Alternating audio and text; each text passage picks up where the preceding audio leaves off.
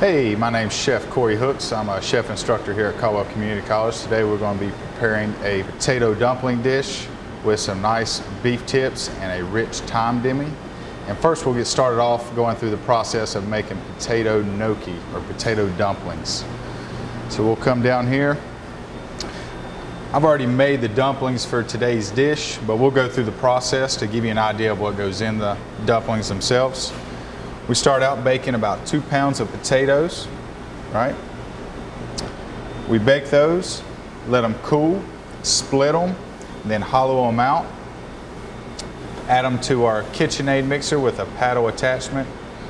We'll add 3 ounces of semolina flour, 7 ounces of bread flour, 4 egg yolks. Make sure you just use yolks, not the whole egg. A little bit of allspice or nutmeg, salt, and extra virgin olive oil. So you'll start out with your potatoes. You'll add your flour a little at a time. Start making a sandy mixture. You'll add your egg yolks one at a time and it'll start forming a dough. Season with salt and about 2 ounces of olive oil. Then it'll start forming a dough ball for you. Let that dough ball rest for about 10 minutes. Then you can start breaking them down. You'll roll them into ropes and you'll cut them up into nice little potato dumplings. If you come down here, I'll show you the finished product. Right here's our finished gnocchi. So once you cut them into pieces, you'll blanch them in simmering water until they float. Then you'll shock them in an ice bath. Then the only thing I did was I tossed them in extra virgin olive oil to keep them from sticking together and add a little more flavor. So I went ahead and done these ahead of time so we can get started on our dish today. So I'm going to start heating my pan at medium to medium high heat. While that's cooking, we're going to cut up our beef tips. And we're using a terrace major is what we're going to use, also called a shoulder fillet. They used to call these the butcher's fillet. A butcher would break down a side of beef, and this is what would be left, and the butcher would actually take this home to himself. So usually they're about that long. We'll split that in half, which I've already done for us. And we'll make sure we cut against the grain. You can see how the grain's running in this beef. It's running that way. So we're going to make sure we cut against that grain to make sure we get a good tender product, right? I'll flip these over and cut against that grain. So I'm not cutting with the grain, I'm going to cut against that grain. All right. Terrace major is a nice, delicate cut of beef that's used a lot. They use them for bistro steaks, steak frites. At a lot of bistros and cafes, they use them for steak frites or steak and fry dishes. You can find these at Lowe's Foods in Hickory. Every Lowe's Foods in Hickory, Viewmont, the Bell Hollow Shopping Center, the one off 16th Street, they all sell these terrace majors. They call them petite tender fillets, so if you're looking for them. They're a nice alternative to a tenderloin, a ribeye, a sirloin. Nice tender, they're a very lean cut of meat, so not a lot of fat at all. Pan's getting hot. So we're going to build a beautiful pan sauce to go with this gnocchi. Get our pan hot first, and then we always add our oil second, right? That way our pan heats up quicker and our oil heats up quicker. If you put cold oil in a cold pan and try to heat it up all together, it's going to take twice as long, right? So I can see my oil moving around real fast. Lets me know it's starting to get real good and hot. Pan's nice and hot. I'm going to start searing our beef. You just want just enough oil to coat the bottom of the pan. You don't want to shallow fry this meat. Just enough to coat the bottom. We're going to get a nice sear. Notice I'm giving the meat a lot of room. I'm not bunching them up. Allowing the meat to have a lot of room to cook, it's going to allow for even caramelization, even cooking, and it won't steam together and turn gray. So that's what we want to achieve. We want to achieve good color, good caramelization. That's where all the flavor is going to be. So getting a nice sear on this beef is going to build a nice fond on the bottom of the pan. And that's all those good bits that stick to the bottom. And that's what's going to prepare a nice pan sauce. Getting good color. Cut down my heat just a little.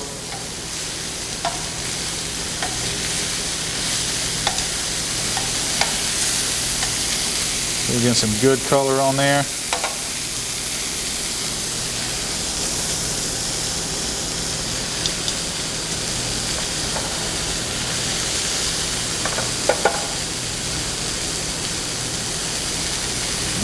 Now I'm going to take these out, let them rest. You can cook these to mid-rare, medium, mid-well. I really don't suggest this cut of meat over mid-well because it is a very lean cut of meat. So it'll get real dry, a little tough to eat. So notice that fond on the bottom of the pan. That's what's going to develop our beautiful pan sauce. That's what's going to give us our base, our depth, great flavor. We call that a fond in the industry. So we're going to adjust our heat, adjust our fat. I might need just a touch more fat. Now I'm going to add our beautiful gnocchi, right? Or our potato dumplings. We're going to get some nice color. Let's spread these out. Again, making sure we got enough room. They're not piled up on top of each other.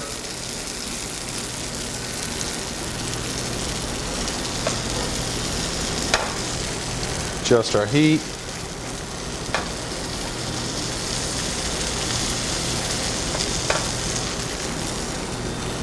Put a touch of seasoning. We're going to add some beautiful bell peppers, some root veg. I have carrots and parsnips in here. It's a nice crookneck yellow squash. That'll be our vegetables for this dish. Get some nice color. Oh yeah. See the beautiful color we're getting on that gnocchi? Nice caramelization. All right. Go ahead and add my bell peppers. Some of my root vegetables.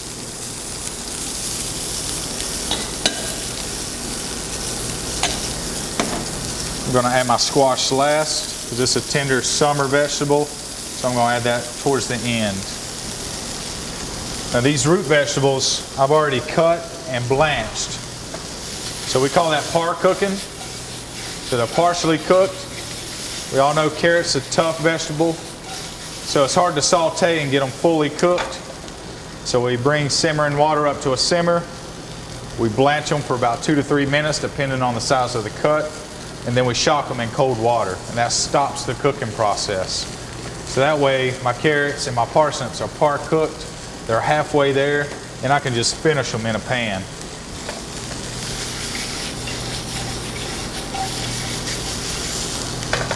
So we're going to saute that. I'm going to adjust my fat just a little bit, getting a little dry.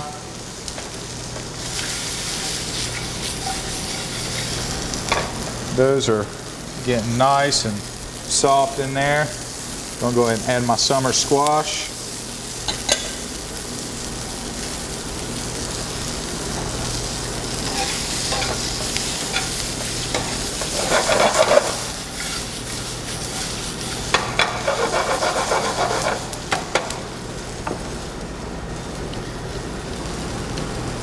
Going to add a good teaspoon of garlic.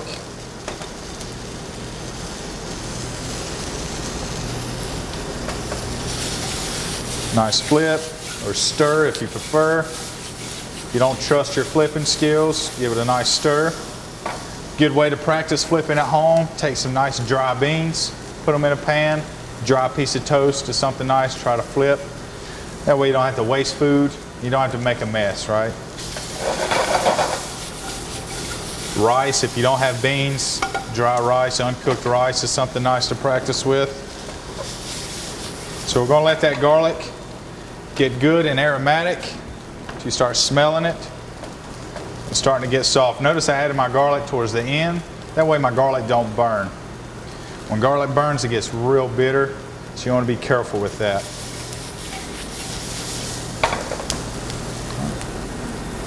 We'll add a little bit of parsley, a little bit of thyme.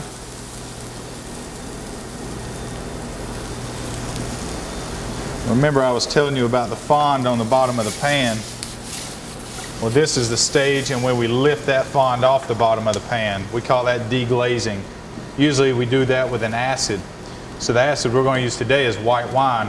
So if you're making shrimp scampi, it would be lemon juice, etc. Today we're going to use white wine. So anytime you deglaze, I like doing it off the heat.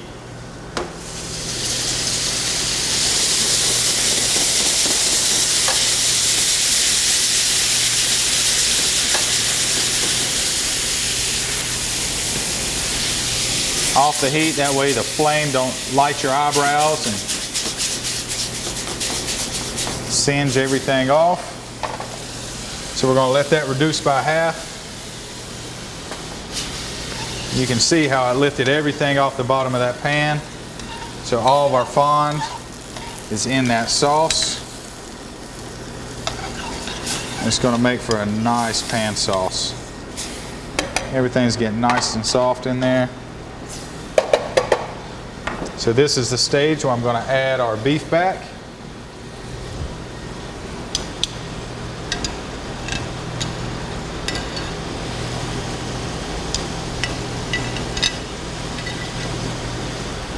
Add our beef back.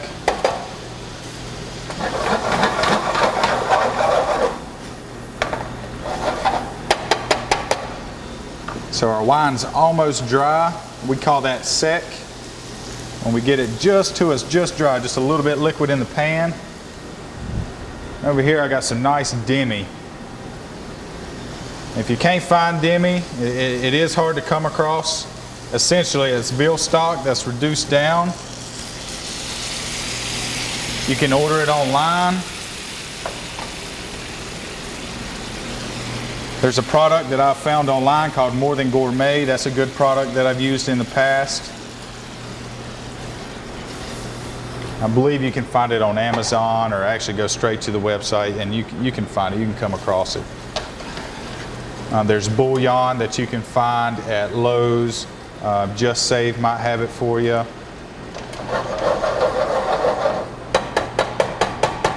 That's looking great.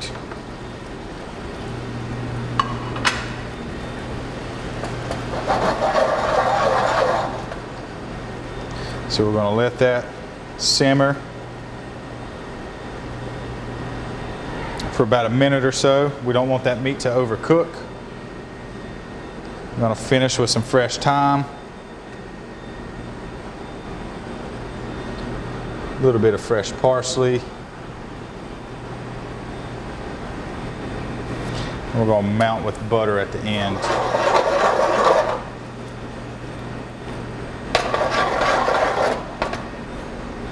See the beautiful colors there? We got some orange, some red, some yellow, beautiful brown from the beef,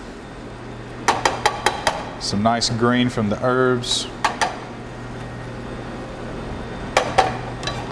See how it's getting nice and thick? Notice we're building all the flavors in one pan, right? Started out with our beef. Added what we call our aromatics, which is our vegetables, our garlic. We deglazed, lifted that fond right off the bottom of the pan, added our beef back, then added our liquid. Our liquid today was demi-glace. You could use beef stock if you don't have demi, chicken stock or veg stock if you didn't want to add any protein and make it a vegetarian dish.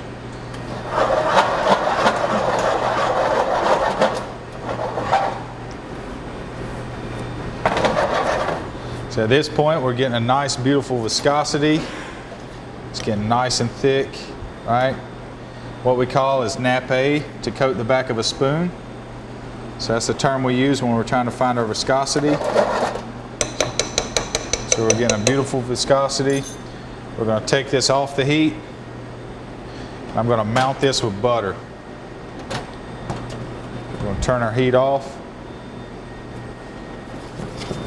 So we're going to mount this with butter. This is going to tighten it up just a little bit, make it a touch richer. Just give it a nice sheen. You can see how it's turning nice and shiny. And it's the fat from the butter that's making it real nice and shiny. Give it a good flavor, a good mouthfeel. It's just going to tighten everything up real nice.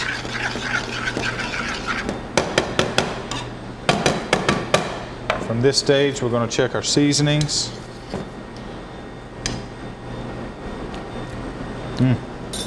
Wish y'all could taste this. A little bit of salt and pepper. All right. New spoon. And I'm going to finish with some fresh herbs. So at this point, turn off your workstation. I'm going to bring this bowl here.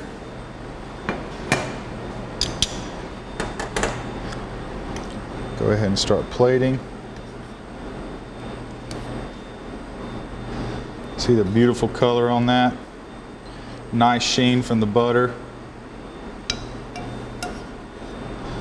Beautiful colors from the vegetables. Again, this could be a vegetarian dish. You do not have to use a protein.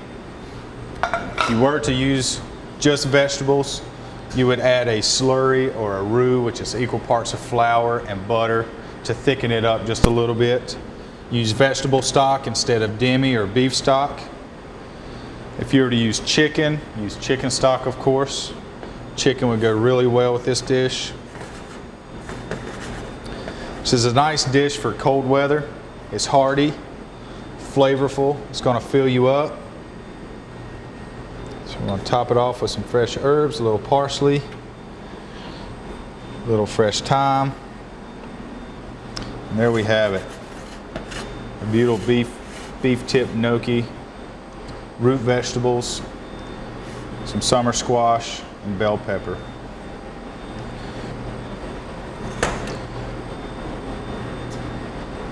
Again, this is a dish that can be made year-round, but it really goes well during the colder months. So thanks for spending this time with us here at Caldwell Community College, and join us again next time. Thank you.